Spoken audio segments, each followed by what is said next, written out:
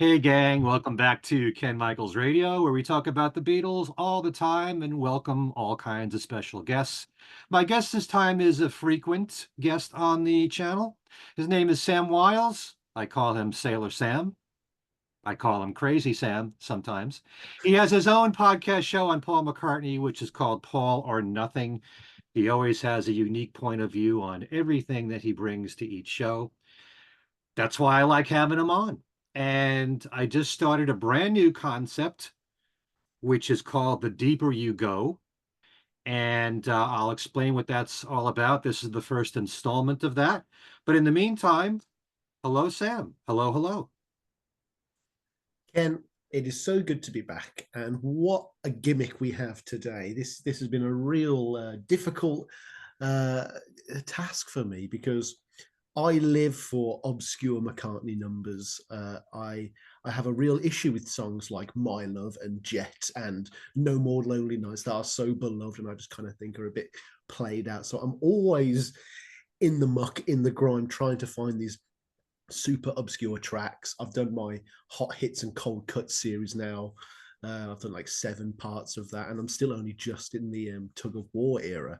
Uh-huh. There is, I mean, there's probably about as many, if not more, unreleased McCartney songs than there are McCartney songs. There's probably 10 times as many obscure ones than there are known ones. So the pool I've had today really has been quite big. Um, but I think all Paul McCartney fans, in a way, just love to have their own little unique favorites, and that's what I'm excited to share with you today. I certainly hope there's more unreleased McCartney songs than there are released McCartney songs, and that we'll get to hear them at some point. But Mhm. the whole idea behind The Deeper You Go is I thought that I would ask my guest to come on and talk about either the Beatles as a group or pick one solo Beatle and choose 10 album cuts or deep tracks that they feel represent some of the best of that artist, of that Beatle, or if we're talking about them as a group. The reason why I want to do this is every now and then you're going to find online somebody's top 10 list of the Mm. greatest George Harrison songs of all time. And you know you're going to have Here Yeah. Comes the Sun and something and While My Guitar Gently Weeps and probably My Sweet Lord and What Is Life and maybe Give Me Love. And there are very little surprises in there. Wouldn't it be great if we just had a list of 10 songs, and I know many of you can do far more than 10, that were not hits? You can't pick any A-sides to hits at all. And since McCartney has released so much music, there's so much to pick from. Could be B-sides, album cuts, could be album cuts that when the albums first came out got some airplay and you hardly ever hear them anymore, or they could be totally obscure. And so we're going to do this every now and then on this channel, and gotten a lot of people that want to do it on McCartney, want to try and mix it up. But Sam has a list of 10 songs of relatively deep cuts and obscure cuts on McCartney that he wants to share with us. And the only thing I also want to mention this one thing because everything, whenever you do a concept like this, there's always a complication.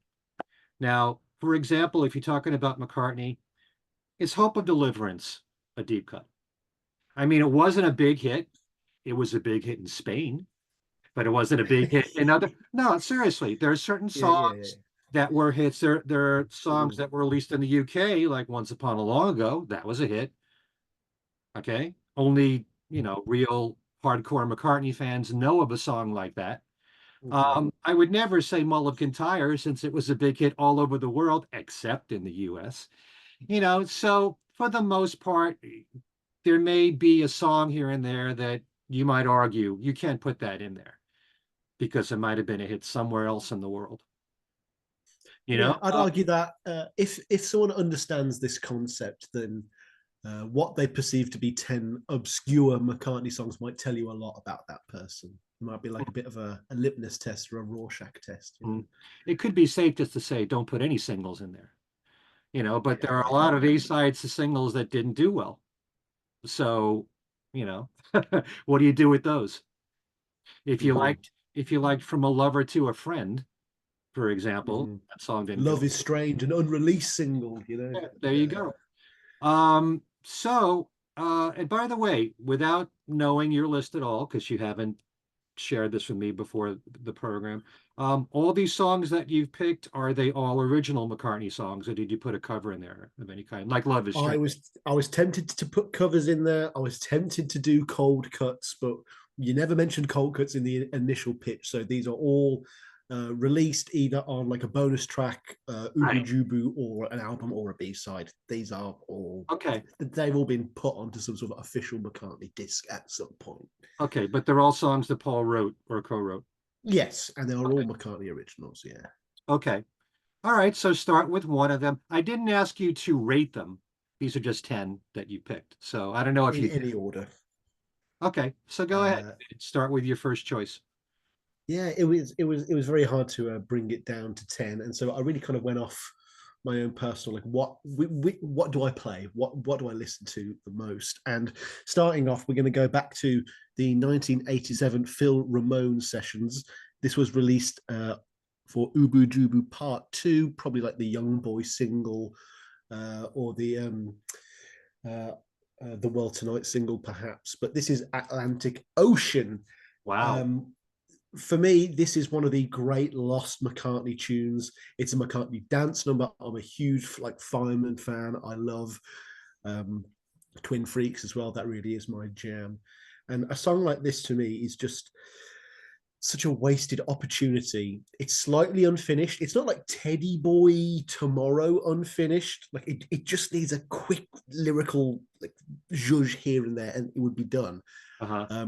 But the idea of McCartney kind of using the Atlantic Ocean to uh, uh, talk about the like, well, sorry, to convey the metaphor of like the horrors of time and like the abuses of history and just how time goes on and how the world moves like the Atlantic Ocean is Uh-huh. really quite brilliant and vibrant. And I mean, like for people who like are upset with like McCartney not writing too harsh a song for Give On and Back to the Irish, Uh-huh. there is, well, the mix of this that was released has the lyrics, stolen black man, family lost, packed his cargo, ship was tossed. But the original version is stolen black man, native slave, stole upon the ocean waves. And it's a little more biting and a little more cutting. And I think just McCartney writing about that kind of topic so viscerally is such a rare thing as well. And so just the whole package is really exciting for me. You know, he was also writing about Nelson Mandela from Pepperland around that time as Right. well. So it was clearly on his mind. That's quite an interesting choice there. Well, I guess probably based on what you just said, you're more impressed with this song because of the lyrics of it, that it's Oh, so, but that groove though, oh yeah. it's, I mean, it's clearly McCartney messing around with drum tracks with Phil Ramone. It's not a song that he's brought to the studio. You know, it's one of those tracks where you can just tell he's just gone Atlantic Ocean, and then the words Atlantic Ocean come out, and then he builds the groove off that. But there are just so many fun sounds in this, and like there's so many great little fun solos where you can't tell if that's like a real instrument or a synth. There's just so much going on. It's a cracking little tune, and I do recommend everyone check out the original longer mix with the slightly more cutting lyrics. I do hope that at some point Paul puts out the entire Phil Ramone sessions as a release instead of what he normally does. Tracks trickle out, on CD singles and stuff like that, but put it all out as one, as it's been bootlegged, you know.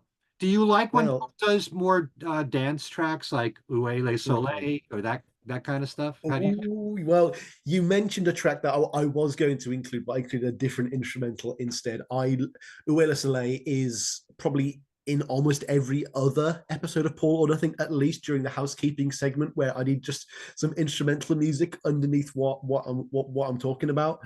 Uh, I love the patch. It's the Pat Sheppertone mix as well. There's a couple of mixes of it. They're all fun. It was the first track where I was like trying to get every single version of it on vinyl. Hmm. Quite an expensive one. You've got to get like about 20 different copies of Figure of Eight across 20 different formats. But yeah, that is very much linked to my love to Atlantic Ocean. That's definitely my kind of McCartney. I even love that track he did for Heather Mills. Oh No, yeah, it wasn't for Heather Mills. No, no, it's a song. voice is voice is pretty good. But I'm thinking of the track he did for his and Linda's bicycle racing team, and I can't remember what it's called. Oh, folk man looks up something on internet. Linda McCartney Is it on Wide Prairie? team song. If we can come Come up with on. it, we'll put it in the description box later. I'm gonna send it to Ken later, folks. We'll insert it now. Boom. Um, All right. right, song two, not No, not wait a not the second. I Blur just song. wanted Oh, to ask you. This could be a whole show to itself because I hardly ever get people talking about Paul's dance tracks. Do you like, say, No oh, More Lonely Nights, the dance version? oh no! Like you can't like polish a turd, Ken. You really can't. You can't just slap McCartney dance music onto something and it's instantly good. Um, Oh, by the I way, mean, tomorrow is a finished song. I don't know where you get half finished. And Teddy Boy I'm sure I've read quotes from Paul where he's talked about it being unfinished. I will stand to being corrected there. all right, Um, fine. no, it's I've never liked that tune. Although rather sneakily, I've been given access to the one hand clapping that's come out. Well, that's coming out soon, and Uh-huh. there's a version of Tomorrow on that. That is very surprising indeed. That I've never heard. So Oh, you can look forward to that. okay. All right, song number two. Yeah, not the Blur song, the obvious joke. I'm going to go with a track from Venus and Mars that was technically a B side. So it has been heard by some people at least. I know obviously Venus and Mars was a very successful album as well. But this is probably like one of the few songs that's like never been on a compilation or been part of a set list or anything like that. And that is Love in Song. Wow. It's one of the best McCartney songs ever. I can't believe it's not more well known. I can't believe it doesn't make more lists. It's not been in a classic film soundtrack. I mean, it's such a cinematic song. I can see the places we used to go to now. Cut to Jeff Bridges looking at a place he and Mia Farrow were in 3 scenes prior. It just works. And yet it remains one of the most obscure songs on one of McCartney's most like beloved albums. It feels like no words, where it's like how is there an obscure song from Band on the Run, and yet there is. This is very much that. The melodrama of it has always been quite captivating for me. Just that whap, whap, whap, whap. It's so silly and over the top, and yet it never feels like it's not earnest or that it's like not taking the love part of the song seriously. Like I guess like it has all the trappings of a McCartney silly love song, whilst also being like a very much a serious, like maybe I'm amazed kind of thing at the same time. And I think that interplay is quite fun as well. Oh, Owen Lynn will be very proud of you because I know he loves Love in Song. And so He's a great just guy. just put it in my radio show. Every little thing. Paul plays Excellent. the Bill Black acoustic bass on it. I've never talked to you about that, Ken.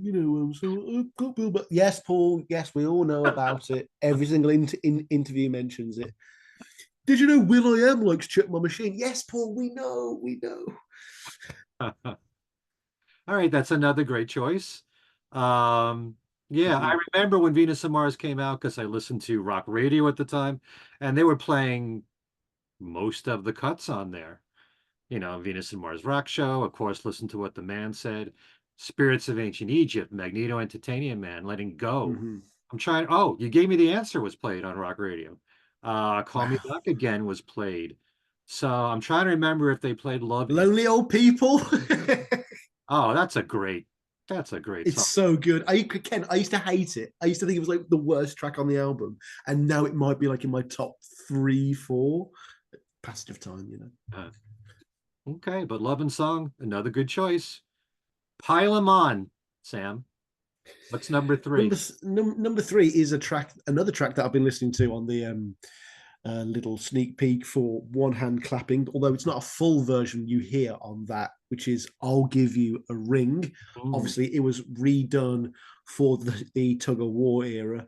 And this is one of those tracks where I could have just said this is a tie between um, this and Rain Clouds, because I mean the B sides from the tug of war era are incredible. Those, I mean, the fact that Get It is the third one is so disappointing. I really wish they had a third cracking obscure B-side track just to fill that era out, even if it was something like Boil Crisis or something silly like that, uh, or insert other. I mean, they could have brought Cage back, sod it, you know.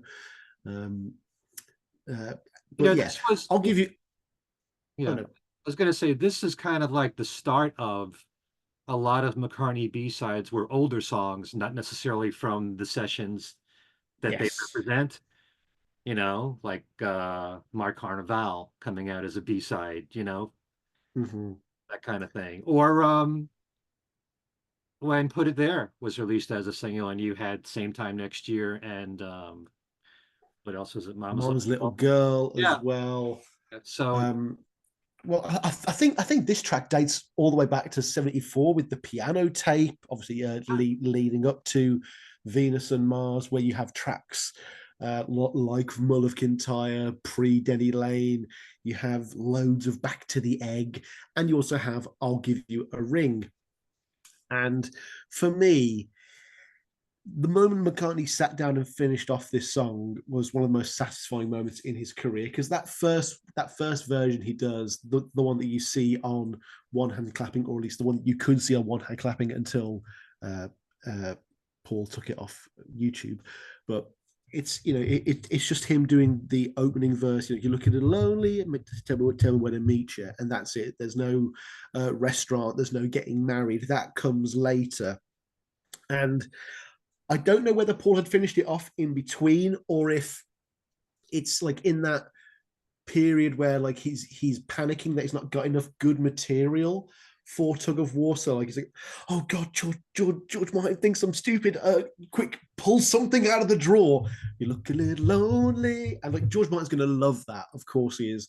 So he either wrote some new lyrics then, or he'd done it and finished it off in between. Either way, the song is vastly improved, and it's one of those great examples as to why he should go back to his draw and finish stuff off. I mean, we'll see it again in 2018 with Frank Sinatra's Party, something like yeah, that, where it's like, yeah, he's brought that back from 47, 48 years ago, nearly 50.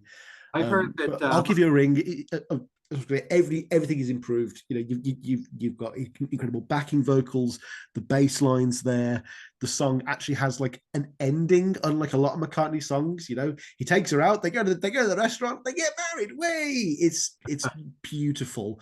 And whilst it is obviously one of those McCartney granny songs, Muzak things, it's got that Martha, My Dear, Maxwell Silverhammer element where there's 15% rock and roll in there, which is just enough to take that edge off. And it just makes it pure McCartney. hmm.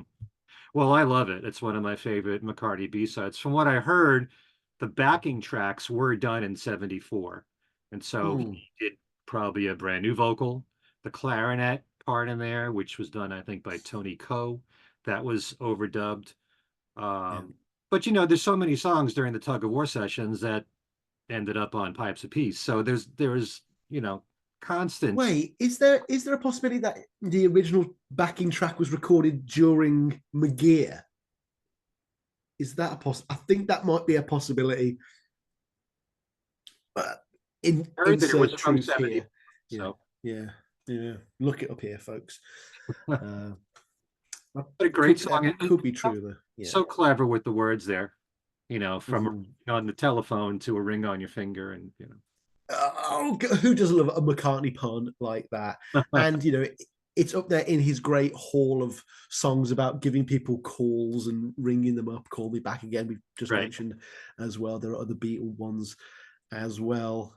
He just can't get off the blower, that guy. All right, let's go on to another one. Your next choice. Ubu Jubu. I think it's actually Ubu Jubu Part 4 for this number 4. This was also on the Flaming Pie bonus tracks list a few years ago during COVID, which seems like such a short time ago. But I remember this came out during the height of COVID, and this was one of the bonus tracks. Love Come Tumbling Down. It was between this and I Love This House. There's a lot of love song B-sides from that era, but there's just something about those notes on that. It's either a xylophone or a marimba, that bloom, bloom, bloom, bloom, bloom, bloom, bloom, bloom, bloom. It's just one of those classic McCartney melodies. It just instantly wormed its way into your ear. It won't come out. You're going to be humming it to yourself for the rest of the day. There's so many fun little interpolations and additions and kind of things he does in the mix that just keep the song interesting longer and longer. He gets a little more dramatic and a little more passionate as he goes on. There's fun little solos.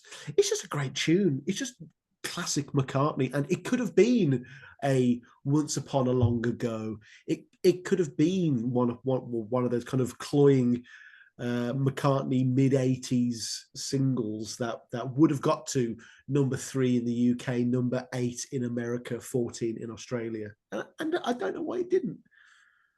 I don't know. That song has never really grabbed me. And I don't know Mm, why, you know. Hey, interesting. you can't love every single song. Yeah. Some people think I do.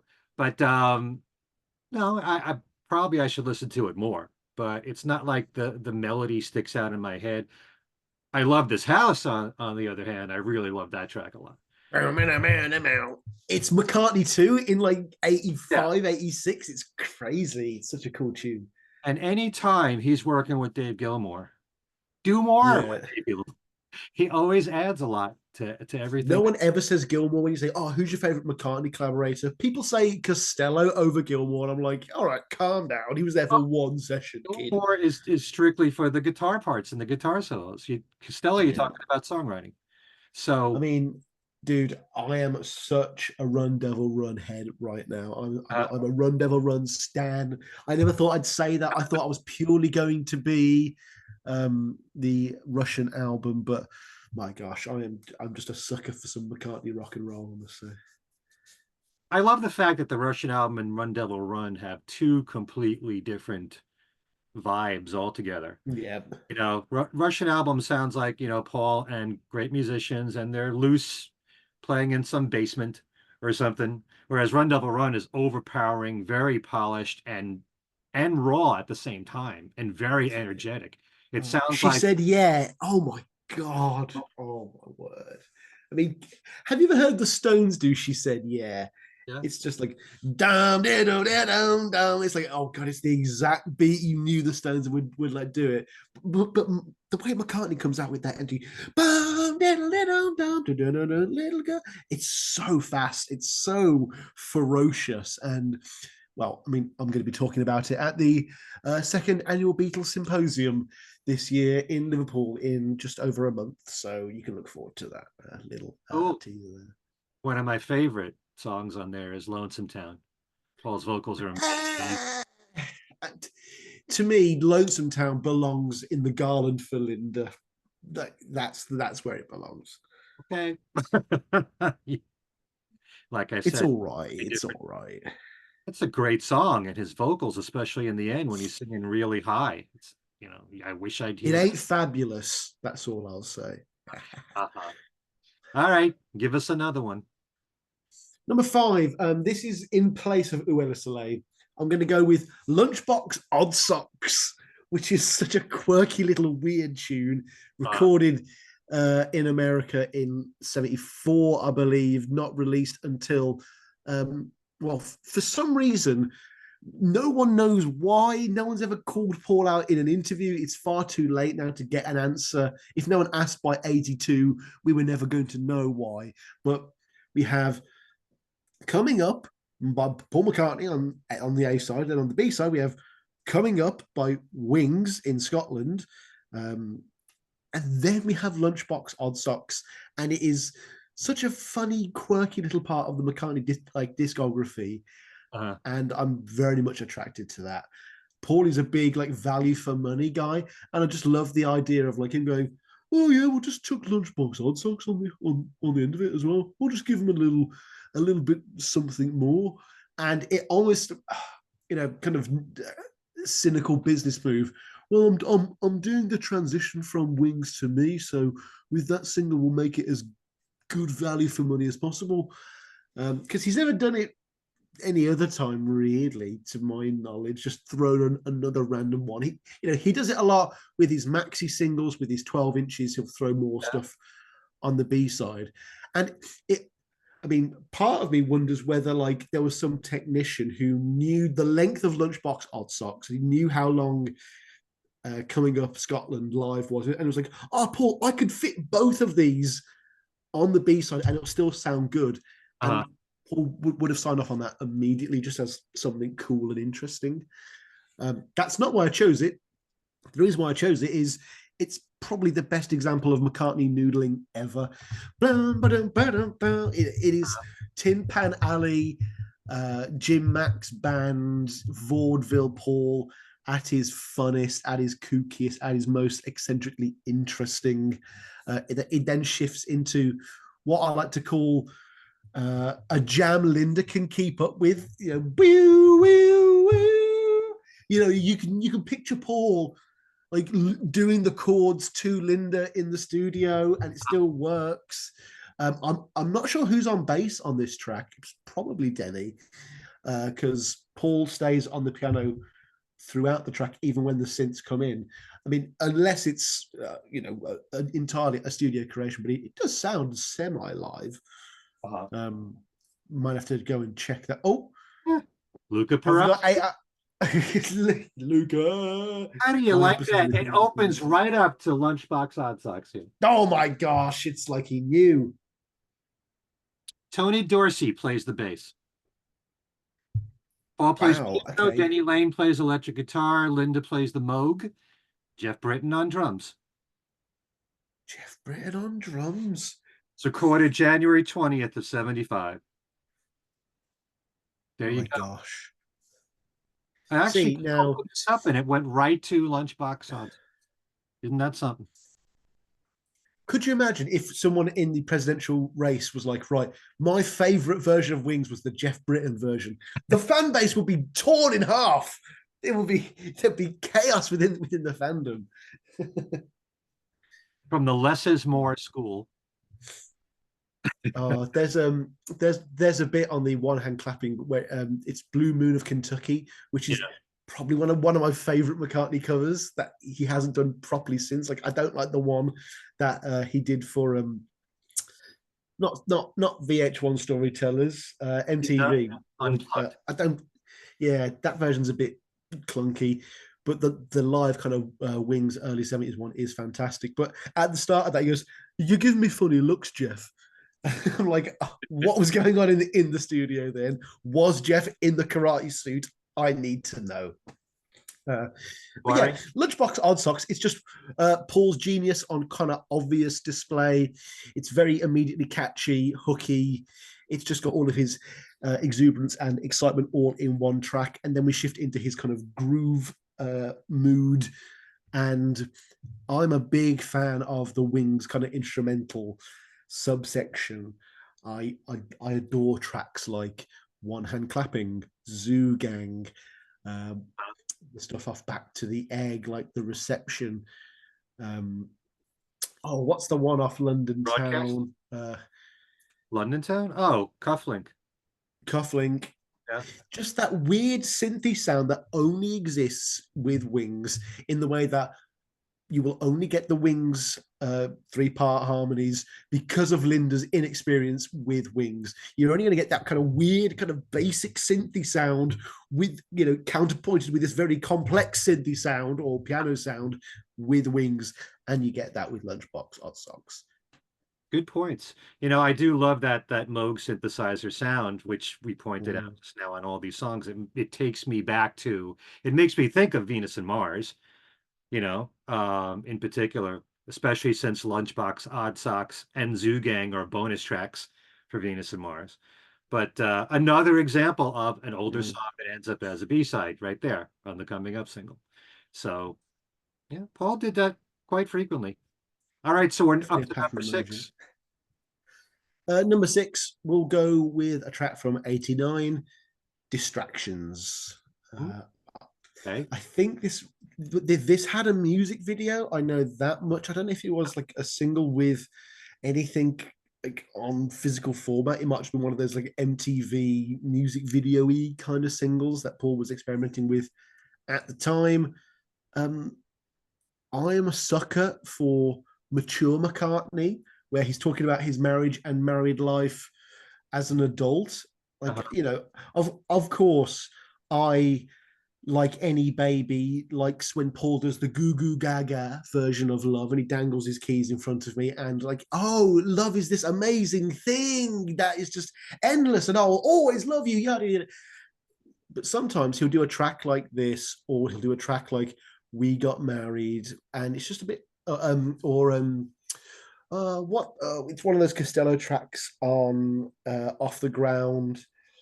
The Lovers That Never Mistresses Were. Made, or that one, yeah.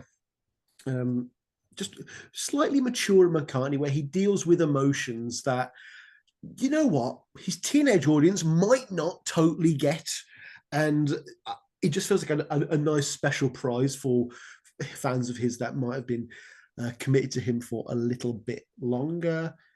It's also just nice to hear him talking about something he doesn't really always talk about. You always have to listen closely and pay very much close attention whenever Paul does something slightly out of the norm, even if it's like a 1% deviance from what he regularly puts out, because there's a lot more there than he probably even would like to let on. Um, Although there's not like a lot of like juicy gossip in a song like Distractions. It's not like Lavatory Lil or anything like that, where it's like, oh yeah, and Linda would always leave the toilet seat up. There's nothing like that. It's just I love the idea that there's a whole song about how we could love each other more if I didn't like do what I do, or if you didn't do what you do. Like, it's a very much it's a bit of a white privilege song, I will admit. This very wealthy millionaire going, you know what, Linda, if you and me just kind of gave up everything that we do, like we could just love each other more. And that is what the song is, but the sentiment is so adorable and adorable that I will definitely forgive Paul's slight detachment from reality there. But I'm sure all of us can appreciate the idea of being distracted from our loved ones. But I guess Paul doesn't have to be distracted if he doesn't want to, is my point. I like your interpretation of the song. I especially love it because it's, even though there are times when Paul does something that is somewhat in a jazz vein, like part of We Got Married is, uh, right away has sort of a jazz feel. Distractions is more like very soft, light jazz. And the whole arrangement that was done there, which was by Claire Fisher, someone that Paul had listened to. He had done some work on Prince's label, and Yeah. he And he knew thought it the was a name. woman, which is the cracking little No, no, no. anecdote. Claire is a guy. Yes, but I think there's a quote where Paul thought he was a woman going into the session, Oh, and then he okay, realized yeah. it was a guy. Yeah. But I love the whole production of that song. Very nice and very Oh, it's so slick. It's like people talk about the McCartney album as having this very stark contrast between the slick songs and the rough songs, but I'm not saying it's as stark, but Flowers in the Dirt has a bit of that where it's like, wow, we are all over the place. We've got Rough Ride, which I love as its own kind of bit bop, as its own kind of um that would be something, this kind of just like groovy little throwaway that's actually more fun than some of the more deeper songs on the album. I think there's a little bit more And yeah. rough ride than that would be something. But you know, as we're doing this interview here, today is the anniversary of Flowers in the Dirt coming out. Ooh, June 5th. My all-time how many favorite years right now? now, 35. 35 years of Didn't Flowers release in the Dirt. Oh my gosh. I can Oh. remember hearing My Brave Face for the first time. Wow, this is a great song. Couple of listens and it was stuck in my head. But yeah, And he'll definitely put Costello in the music video. I guess not. he did not. I wish those two did more work together. But that's another show. I wish that That's Paul another did more with show. Eric Stewart. So let's move on to another choice. Yep, you know what? I'm gonna break the rules just once. I'm gonna have one cold cut. I'm gonna have one unreleased track in there. I'm gonna be a naughty boy. I'm crazy Sam, as you called me Right. earlier. Um, this is a track that I've not been able to get out of my head since I came across it, like Hot Hits and Cold Cuts Part 5 or 6 around a year ago. And I'm one of these people who always decries the writers and the journalists who are like, oh, this song's about John. Oh, this song's about John. This song's about. However, this next cold cut is probably the best song about John that no one really talks about and doesn't put in lists Uh-huh. of songs about John, and it's called "Seems Like Old Times." Uh, Ken is how do you fluttering his know? eyes How right do you now. know it's about John? Familiar music man sings to me a song from another lifetime. Dun, dun. Um, we both knew what we were getting into. We didn't want to stop. No, we didn't want to miss it. It seems like old times. Paul is writing this in the mid 70s during his kind of secret, never to be truly documented hangings out with John, between like 74 and 76. We've got photos that are clearly not matching with the dates that we've been given. There's Uh, obviously some subterfuge going on that, to be honest, it's not our business to know really whether Paul and John were seeing each other and having friendly visits in the mid 70s. Good for them if they get away with it, and we never find out. But this is one of those songs that, to me, maybe it's just pure projection, but it is one of my favorite McCartney kind of confessionals to the public. It almost seems like it's one of those bootlegs that he really didn't want to get out. I mean, I don't think he's losing too much sleep over the Rupert the Bear stuff going out there, because that's actually quite good and quite finished and doesn't particularly mean anything. Whereas this, it really does mean something. I think it does bear more analysis and a closer inspection. Um, it's also just a fantastic melody and a it is. really gripping kind of little story in its own way. Like, even if it's not about John, it's a fun little loved story, a fun little uh, connection between two people. Like, I mean, it could even be about just any two old friends, but unfortunately, Paul's got the most important old friend in cultural history, and so it is hard not to connect the two. I But know. yeah, folks, if you've not heard "Seems Like Old Times," it's on YouTube. It's not been taken down yet by NPL because it's not going to be released and you can't buy it. As soon as you can buy it, it'll be off YouTube and be on Spotify. It's one of those songs like when I always kind of connected with Tug of War. Isn't it a song that was always on like Tug of War bootlegs? I'm not sure, but Yeah, very much. I know the Momax Macca tracks volumes like the 19 to 20. It's going to be like, oh, he's going back to the comparison. See if I can Seems find it like here. Seems like old all times. Momax. 75. Old. All the more reason, folks, why you should pick up Luca Parassi's book. Here we go. Right. It's Seems like on Momax Hidden Tracks Volume 11. it was Uh, recorded August 1980. Okay. okay. It says Seems Like Old Times is the title of a song written by Carmen Lombardo and John Jacob Loeb, originally released by Guy Lombardo Orchestra in 1945. In the following years, the tune would be covered by many jazz artists. In 1968, Ella Fitzgerald recorded a version for her album 30 by Ella. Borrowing its title, Oh. Oh. so Paul Oh. did write it. Paul recorded a piano Oh. demo of Seems Like Old Times around 1977, perhaps when they asked him to supply a song for the film with the same title. Okay. Yeah. Directed by Neil Simon and released in December 1980. Um, Maybe for this reason, McCartney would tape another more elaborated demo featuring double track vocals, electric piano, electric guitar, bass, and drums. It's a slow track with a melodic chorus and more lively verses. So the one that we're used to hearing, this bootleg, is from August of 1980. Um, Yeah, so there's a I- band one from 1980, but I think I mean, according to the Paul McCartney project, the solo piano one is from around 78.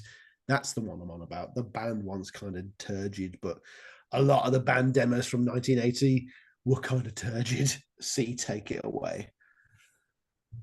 well, anyway, but it's a really good song, and I wish that Paul would Mhm. release it in some form or another. There's a lot of songs, like you said, that you could interpret as being about John. I definitely think the song we were singing is about John. Yeah, yeah, that's fair. That's fair. Yeah. Tug of War, the song, could be interpreted as being about John, but Paul's never admitted that.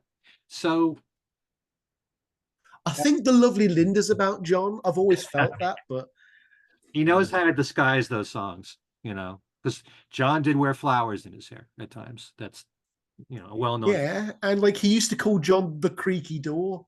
That's a very bad joke. I'm sorry. Um, All right. So where are we up to now? Is it eight? Number eight. Yeah, I'm personally shocked that I haven't picked a track from McCartney 2 yet, and isn't even going to be a track from the album. I could have easily gone for Frozen Japanese, Front Parlor. Check My Machine would have been a good one, but I think Check My Machine is now no longer obscure. I think in the modern pop culture zeitgeist, Check My Machine is arguably like more well known than tracks like Let It Go, just because of Spotify algorithms and that kind of thing. But I'm going to go with a McCartney 2 track that is technically like a late 80s Hot Hits and Cold Cuts remix, Blue Sway with the Richard Niles Orchestra. That's a gem. How that was left off all that time. One thing Madness. I will never understand about that man is all these extra songs that he's got lying around that don't go on his albums, you know, just make it a bonus track on a CD or a CD single, or in this case, the McCartney 2 Do you archival. think Billy Joel would sit on Water Spout? No, He would release it. You know what I mean? It's madness. I It mean, really is. outside of With a Little Luck and Cafe on the Left Bank, Water Spout is so damn catchy and commercial. How could that not have been a single at the time, let alone put on London Town? I, makes no sense. I mean, even as a non-album single, you've got Mulligan Tyre around that time as well. Clearly, these non-album singles were doing well for Paul. But yeah, Blue Sway takes place of another track that I was going to put originally on that Andrew Dixon introduced me to, which is called How Kind of You. And How Kind of You is like Blue Sway in that it is one of those lost McCartney Bond songs that never was.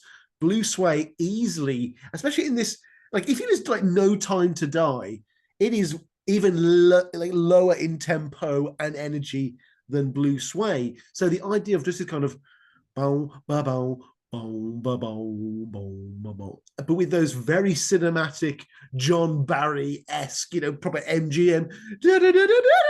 It's so lush, it's so crisp, it's so Fantasia-esque. The whole track is just brimming with kind of not like sexual energy, but there's certainly a kind of a vibrant zhuzh to it. There's something cool going on here. There's something kind of slick. There's something that it's an environment you want to be in. You don't know what's happening, but something's going down during this song. And I think a lot of that is also down to the fact that you can't understand a word Paul is saying. There's just these like really hidden lyrics. He really doesn't do this all that often. He's normally quite, this is the man who pioneered sticking lyrics on the back of your album. So for him to do a song where it's like,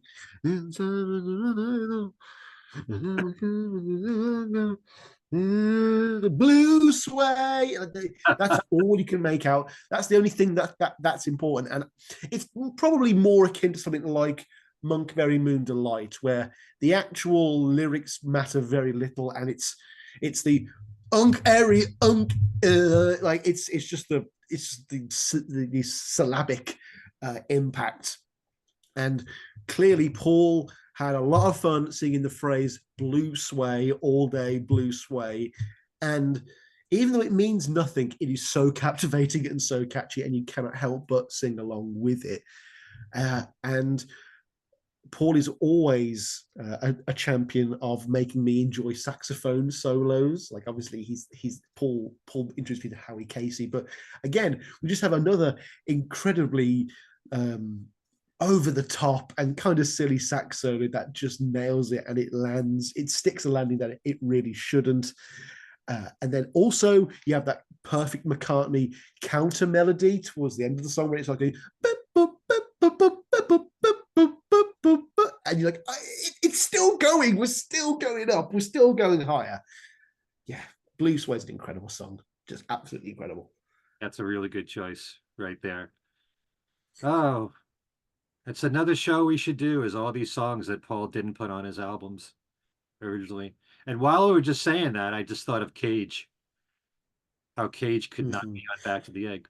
But A good format, Ken, would be you'd call it like not this title, but it would be called Casualties of War, where you've got to like you will pick songs, right? But you every song you pick, you then also have to sacrifice to the gods another song that's or the two problem. songs of equal length. I mean, whenever people do hypothetical albums, Ken, and they don't take into consideration the physical limitations of the vinyl format, I get very upset. It's like, yeah, side two of the White Album, single disc, I'll have Helter Skelter, Revolution 9, and Revolution 1. No, you can't have all them. You can't, you have to, you've got to play the game properly. Rules control the fun. You know what Hmm. I mean? to quote Monica Geller. I just remember, on things we said today, Alan Kozin was talking about because he had asked McCartney, "Why are you putting out all these CD singles with bonus tracks, and how come you have to release them that way?" And Paul has said, basically all of his songs are his babies, and he likes all of them. He wants all of them to be released. Maybe he Yeah, just has a tough time deciding what the best songs are, and we all have our own tastes, and we're all going to agree and disagree. But it's a fun aspect of like, why isn't every album like Egypt Station where he goes, right, okay, here's the album, enjoy it. Oh, and then a year later, here's everything else. yeah. Because we all read the article when McCartney 3 came out where he said, oh yeah, I've recorded like 30 songs. And then we get 4 bonus albums with no 4 new songs on it. So he's very inconsistent in the way that he gives us this stuff. It's like, Paul, we will buy the Rupert the Bear album if you just put it as the bonus disc with a London Town and Back to the Egg box set, like you did with Wildlife and Red Rose Speedway. Just give it to us. We'll buy it. We'll buy Waterspout. We will buy the next song, which is from the Off the Ground sessions. We'll buy Off the Ground bonus material if you give it to us and let us buy it. But if you're not going to let us buy it, then I will just get other podcasters to send me Momax Hidden Tracks volumes 1 through 26, and I'll listen to them on an MP3 file.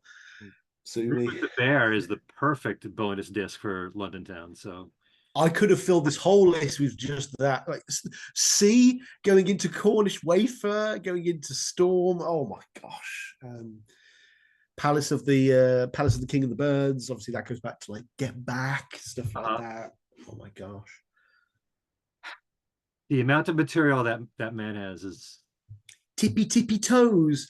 That is a McCartney like piano melody up there with something like Love My Baby, where it's just like, how is he not used this for something else already? It seems very uh, strange. I'm hoping that's what up in the clouds is going to be. high in the Just clouds. it's just hot hits and cold cuts, just straight up. No, it's probably all new songs. Yeah. Or I'm all up in the songs that he's bringing clouds back. and I'm allowed to love you, baby. Yeah, yeah. It's I can. That was probably more Randy Newman esque than Paul, but I can hear them already. I can. All right. We're up to 9. Number nine. This is definitely me just appealing to you now, Ken. I'm gonna go with long leather coat. My gosh, this is Gem. well, you hear about the off the ground sessions and how all the B sides were better than what was actually included on the album, and how the idea that all the band voted and gave all the songs a numerical number out of 10 kind of may have messed up the album to a certain degree and meant the strong material wasn't included.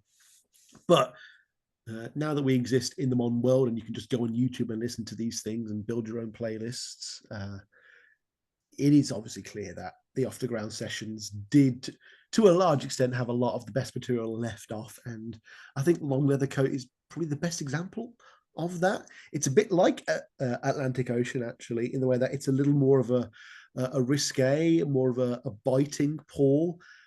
It's definitely got a lot of his Eleanor Rigby, Another Day esque storytelling and championing of a woman narrative that is always exciting to hear him do. Like the idea that Paul is initially setting up this kind of siren, allurous, temptress narrative, like, oh, she's luring this man back to the bedroom. You know, she's been alone, no one there to touch her.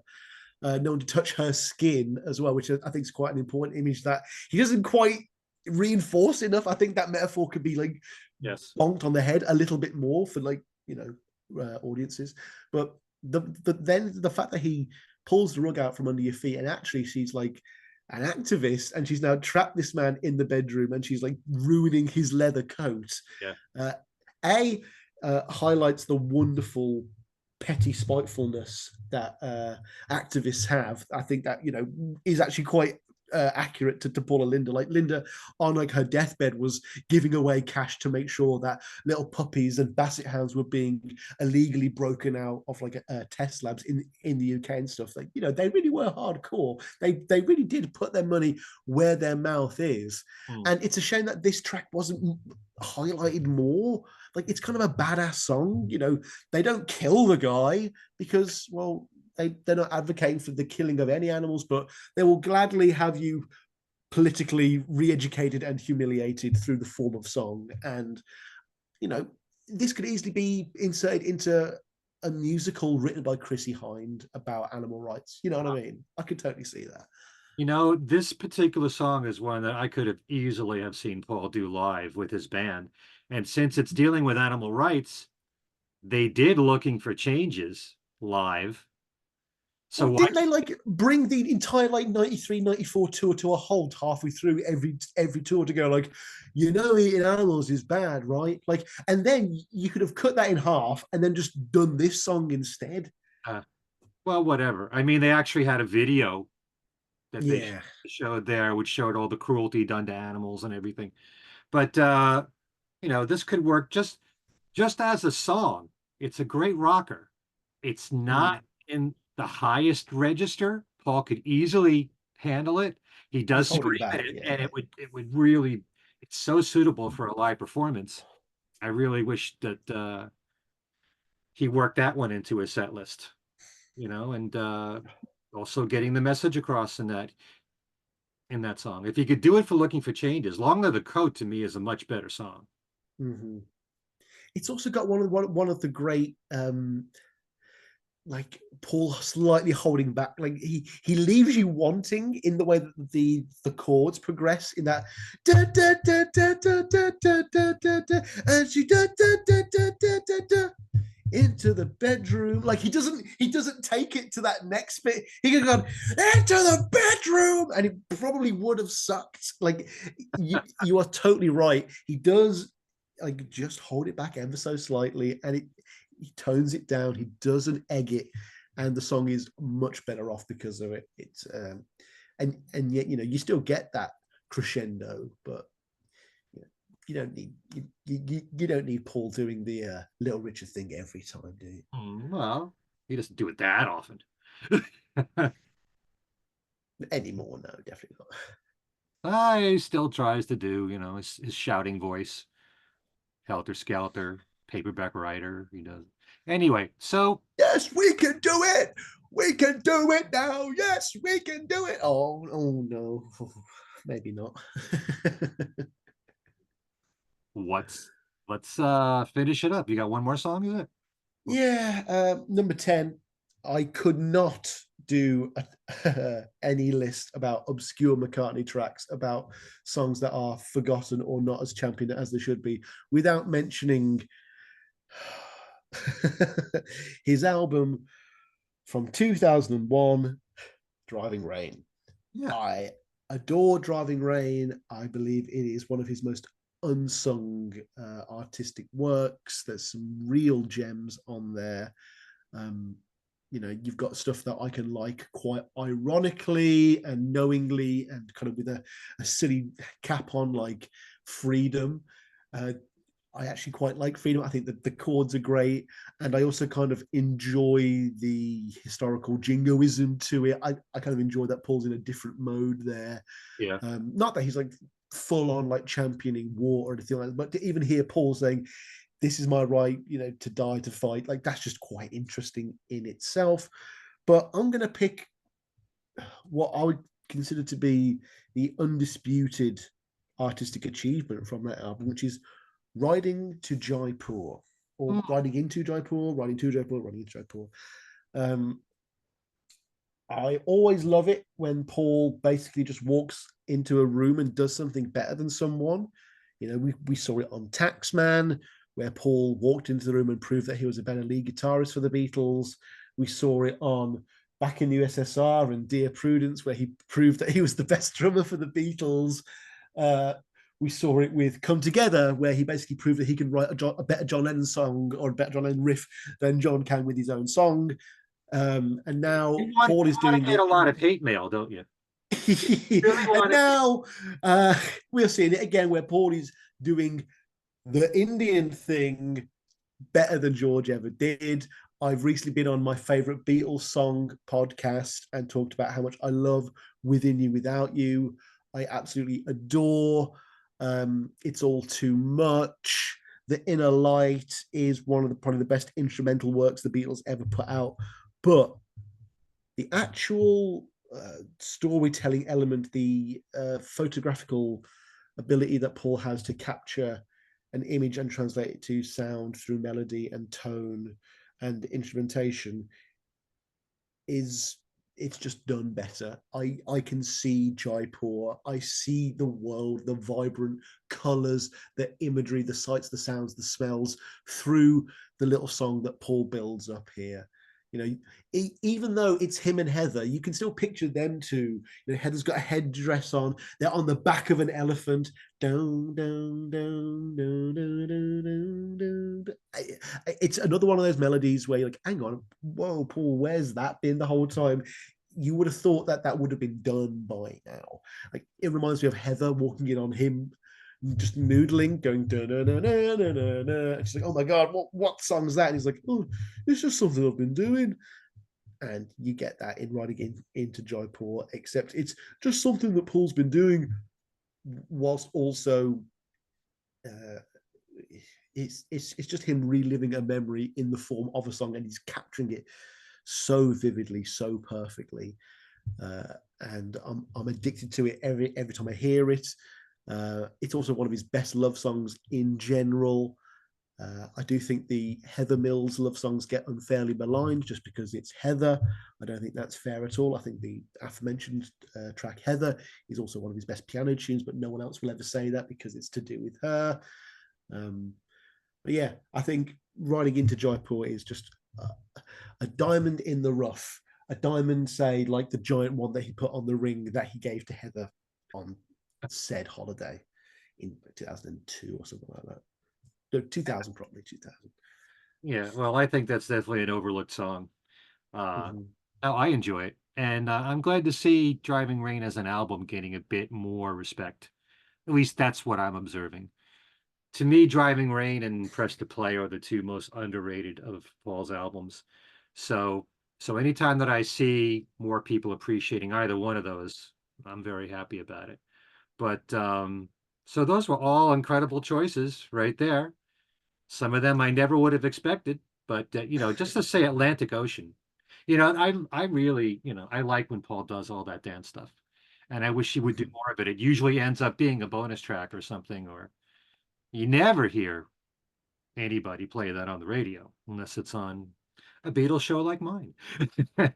Hearing that, really seriously, Mhm. um, I love when Paul does his dance stuff. Anyway, thank you so much for doing this. Why don't we tell the folks a little bit more about your podcast? The Paul is Nothing. By the way, how did you ever get that title? All or nothing. Paul Nothing. Yeah. That was, I mean, so I knew I wanted a pun. I knew I wanted a pun. And then I just thought all or nothing, Paul or nothing. That'll do. Stamp next next part of the project. There really wasn't that much thought put into it. The moment I locked on a pun that I liked, that's where I went. Like the Sailor Sam hour was not going to sound as good as Paul or nothing. Uh, You yeah, could have and used. I am a sucker for a pun. Um, and calling myself Sailor Sam was something that I'm glad never took off as well. I'll have to get the ball running on that. No, you and all the Kens. But All right. Paul or nothing is the place to get all of your Paul all of the time. I've had a bit of a hiatus coming back soon. We are doing interviews with Luca Perazzi, Steve Matteo. I've got an interview with Roy Kerr, aka DJ Hellraiser, the guy who did Twin Freaks with Paul. There's some juicy exclusives in that interview as well. And then I've got a triple 3-part extravaganza on Wingspan coming up as well. As well as, and I'm going to be appearing on BC The Beatles this Friday. That'll be out kind of early next month as well, so you can check me out there. I'm going to also try and annoy Ethan Alexander and get back on his show as well. I want to do everyone else's show because it's just a lot less work, Ken. There's no editing. It's great. Oh, I know. Yeah, But it's yeah, Paul or I think this is basically all of your Paul all of the time. It's the only Paul McCartney podcast out there. There is not an American one at all. none. I would beg to differ, but I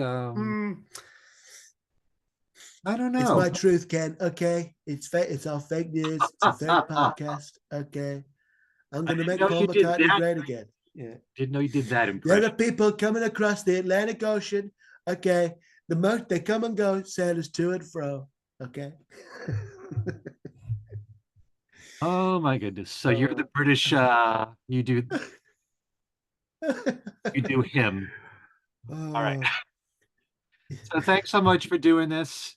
We'll do more pleasure, pleasure. shows called The Deeper You Go. Call me back again, Ken, I anytime. I certainly will. Anytime at all, you are welcome here. So thank you, Sam. Thanks to all of you for watching, and we'll see you next time.